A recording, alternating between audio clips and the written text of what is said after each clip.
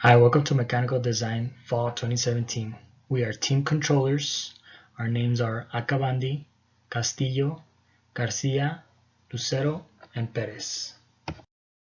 Our objectives for this project consist of a list of assumptions required for this design, free body diagram of your buckle, hand calculations with initial guess dimensions for the buckle, steps, equations, answers, and hand calculations, check for safeties, check for weight, FA analysis including loads, constraints, mesh sensitivities, and von Mises stress equation. The 6-point harness is used on races to make sure the driver is safe enough to remain on its vehicle the whole race, no matter the situation. Since they are driving at really high speeds, they need to be wearing the adequate equipment to avoid any casualties. We need to take into consideration this information to make sure our buckle is most efficient. Materials and calculations used for this buckle are titanium alloy grade 5 annealed, modulus elasticity of 113 gigapascals, yield strength of 880 megapascals, and a tensile strength of 950 megapascals. Considering a 200-pound man subjected to 100 gravities, assuming that all forces are dissipated into the 6-point harness. In the FA analysis, stationary force should be applied in the inner diameter of the hole. The applied force is concentrated on the inner backside of the slot. These are our dimensions for our titanium alloy buckle and the force that flows through the buckle. To calculate the force, we first multiply the mass of the 200-pound person by 100 gravities, then divide by 6. 6 because of the force that is being distributed to the 6 different points of the belt. To calculate the stress, we need to divide our force by our length, which is 2.5, minus the circle ratio, which is 0.5, then multiply by the thickness, which is 0.2. This gives us stress. To calculate our stress concentration factor, KT, we use the calculator on the webpage provided by our professor. We choose the corresponding plate that fits our design and just input values. To get the maximum stress, we need to multiply our stress concentration factor by the normal stress. To get our safety factor, we need to divide our ultimate tensile strength by our maximum stress. This geometry is relevant to our project. To calculate the stress, we again divide the same force by our length, which is 2.5 minus 1, then multiply the thickness of 0.25. To calculate our stress concentration factor, KT, we again choose a corresponding plate that fits our design and input values. To get the maximum stress, we need to multiply our stress concentration factor by the normal stress, and to get our safety factor, we need to divide our ultimate tensile strength by our maximum stress. To find the calculations for our third figure, we use the same force that has been used by previous figures, divided by the area provided on the rectangular fillet to find the normal strength.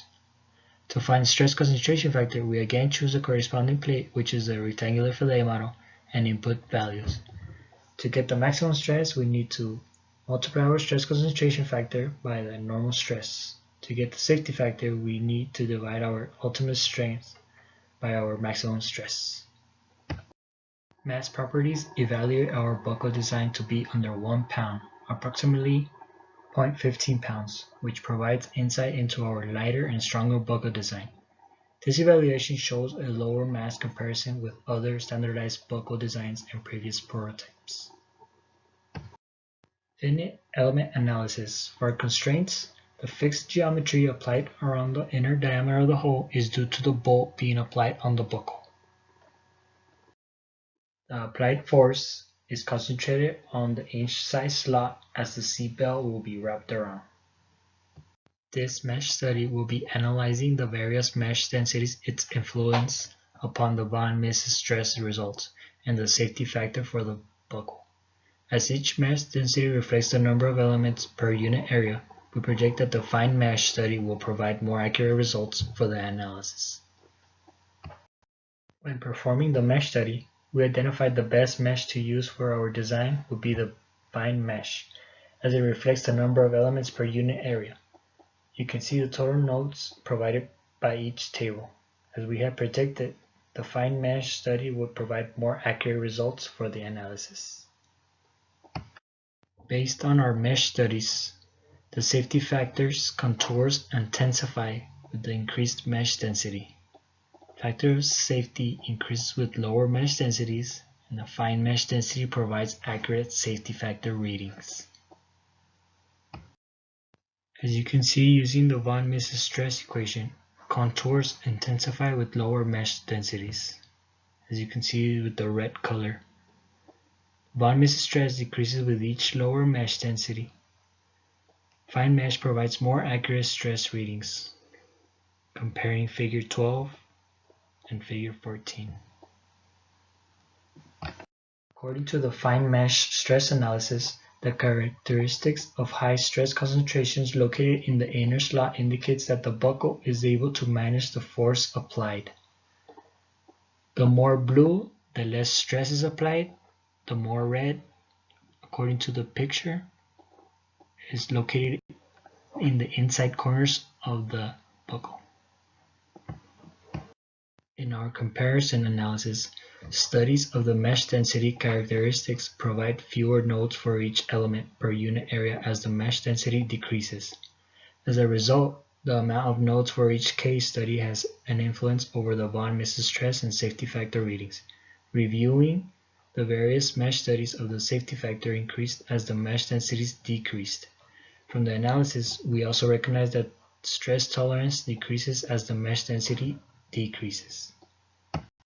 In conclusion, this design and innovation project tested our skills as engineers to use the knowledge we've acquired throughout our educational career, such as the implementation of computer-aided design software and the analysis of bodies in equilibrium, but more than anything, the resistance or toughness of the materials.